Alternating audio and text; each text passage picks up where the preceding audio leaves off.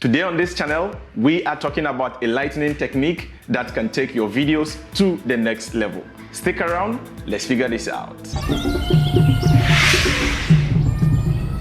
Today, we are talking about 3-point lightning, and along the line, I am going to be sharing with you some major secrets that you can take this 3-point lightning to the next level. So without much ado, guys, sit down, relax, and I'll show you how to recreate all this that we have in this particular studio.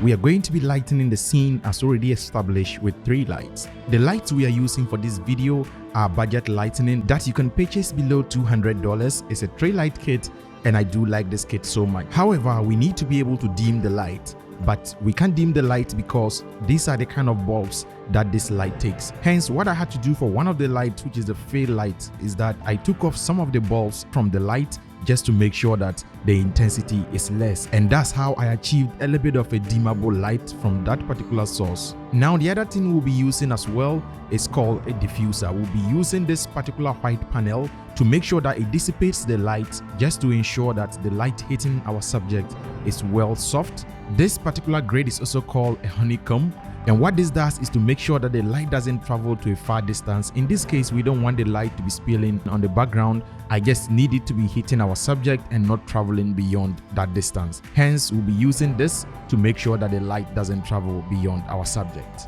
And also, I'll be using this small chargeable lamp in the background to serve as a practical light, which I'll be explaining some of these in details as we progress with this tutorial. So now that we have all this in place, let's get right into setting up our shot.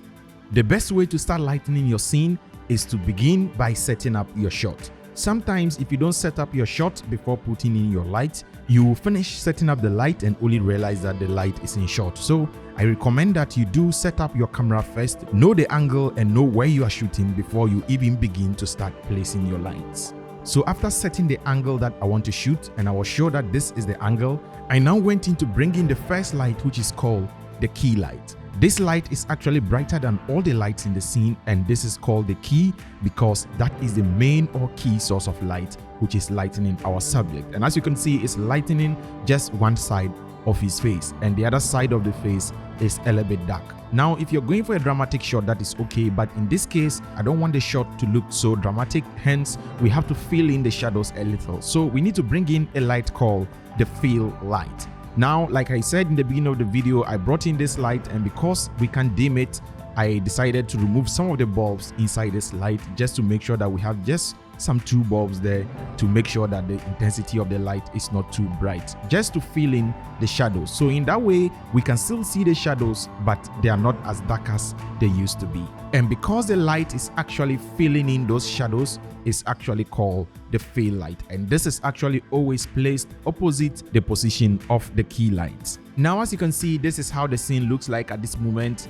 However, we said this is a 3 lighting tutorial, so we aren't done yet. So now after this, I went ahead to add the hair light or the backlight, or you can call it the rim light. I pointed it to the back, and what this particular one does is that after setting it up, it creates a rim around the subject so that it causes separation between the subject and the background. At this point, we can just call this video done, but this is the African Amaze channel. We'd like to take things to the next level. So let's introduce something into the scene called practical lightning. And this is the main thing I promised to share with you guys in the beginning of the video. Now, practical lightning are simply the kind of lightning that you have in the scene which already belong to the scene. In this case, we don't have any practical lightning, so we have to fake it. So what I did was I quickly got this chargeable lamp, place it far away in the background over there, make sure it's in shot, and made sure that my backlight is also coming from the same angle. And what this does is you are cheating your audience to believe that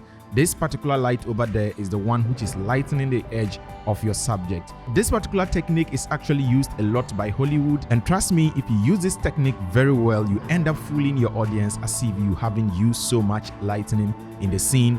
But trust me, most of the times a lot is actually going on behind the scene. So in this case, as you can see, you might just think that the light hitting his back is coming from the lamp, and that is a very good technique. So always endeavor to have some practical lightning and use a practical lightning to motivate your light. So sometimes we call it motivated lightning. And there you have it, guys. Our scene is actually complete. So now what I just have to do is to make sure that I go ahead and just clean up the background, and I have my subject ready to just deliver in some lines. So if this was an interview, I will just have my subject to start talking. Over to you, my subject. Say some few lines. My name is Abdallah Waris from the northern part of Ghana, Savannah region to be specific. And I love photography and I love cinematography.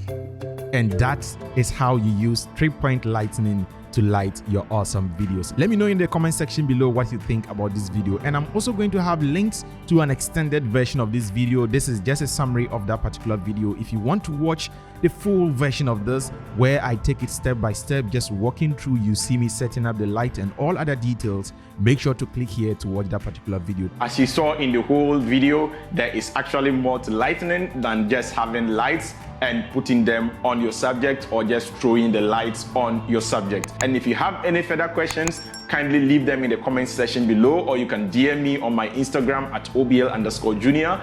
Until next time, guys, keep practicing filmmaking and peace out.